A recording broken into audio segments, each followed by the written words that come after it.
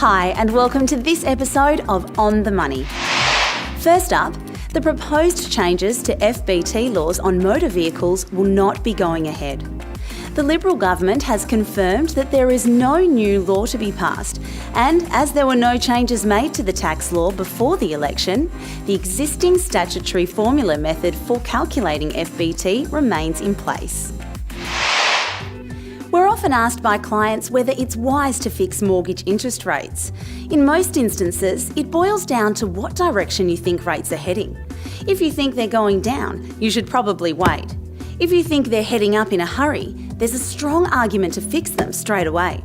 The one thing fixing does is gives you certainty, and that's why most people choose this option. Did you know the ATO accepts credit cards for tax payments? To make a credit card payment, you need a current credit card and your ATO EFT code or payment reference number. Payments can be made via the government EasyPay website or the self-help telephone service, and it's good for payments from $10 to $50,000. Oh, and you can even earn reward points from your card provider. ASIC has responded to privacy concerns raised by home-based businesses by allowing them to now register a postal address for service of documents. This not only strengthens their family privacy, it lessens the likelihood of a trade union demanding access for an inspection, even if there are no employees at the home. Businesses can change their address using the ASIC Connect webpage. Here's a situation that we see occasionally.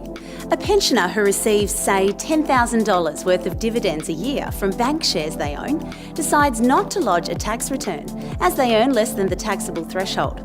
However, the bank will have paid the tax on these dividends direct to the ATO. As such, this pensioner is entitled to a refund of these franking credits. In this instance, it's not uncommon for clients to receive sizable refunds, especially if they haven't lodged a tax return in quite a while. A recent decision by the Administrative Appeals Tribunal to uphold a 50% penalty on a taxpayer has highlighted the risks of relying solely on phone advice from the ATO or other governmental agencies.